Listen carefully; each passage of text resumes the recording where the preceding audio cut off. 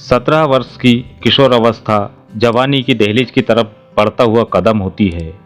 इस उम्र में विपरीत लिंग की तरफ आकर्षण होने लगता है। इसी अवस्था में प्रेम कहानियां शुरू होती है।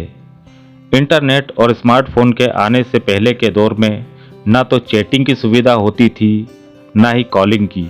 ऐसे में प्रेम पत्र या दोस्तों अथवा सहेलियों के जरिए ही प्रेमियों के बीच अपनी भावनाओं को पहुंचाने का कार्य होता था। लेकिन आज इंटरनेट के युग में व्हाट्सएप, फेसबुक जैसे कई माध्यम मौजूद है अपने प्रेम संदेश अपने पार्टनर तक पहुंचाने के लिए। आज की कहानी भी एक 17 वर्षीय प्रेमी की है जो अपनी प्रेमिका से चैटिंग करता था। दोनों अपने प्यार का इजहार सोशल चैटिंग ऐप के माध्यम से ही किया करते थे। लेकिन एक दूसरे के प्यार में डूबे हुए दोनों प्रेमियों को ये पता नहीं था कि प्रेम की राह पर आगे बढ़ना जितना आसान दिखता है उतना होता नहीं है, और इनकी इसी भूल ने इनसे भारी कीमत वसूली। ये मामला भोपाल के बैरसिया का है।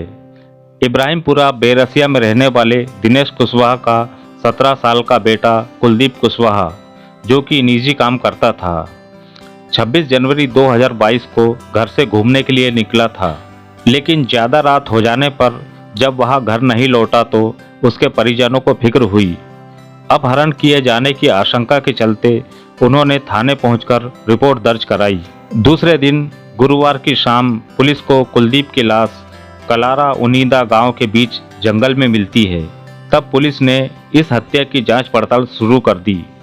पूछताछ से पता चला कि आखिरी बार कुलदीप को उसी के मोहल्ले में रहने वाले 20 वर्षीय चिंटू उर्फ आनंद कुशवाहा के साथ बाइक में देखा गया था।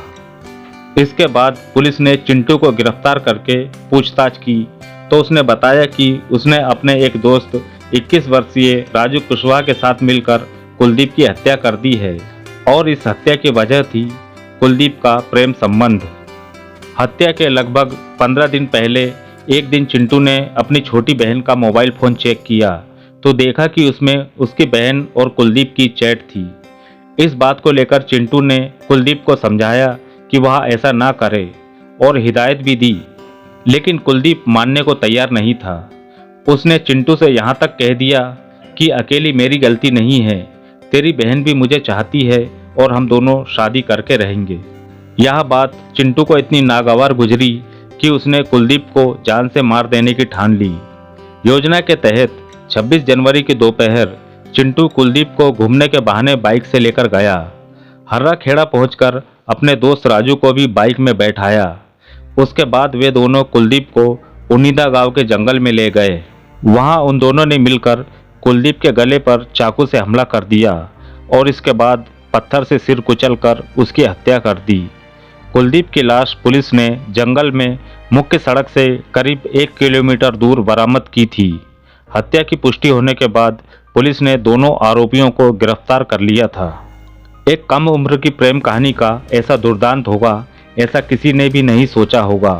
कुलदीप की नादानी ने ही उसकी जान ले ली।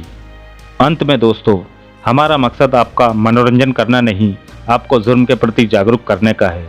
अगर आपको हमारा यह प्रयास पसंद है तो हमें लाइक और सब्सक्राइब करें और कमेंट में अपनी अमूल्य राय ज़रूर दें।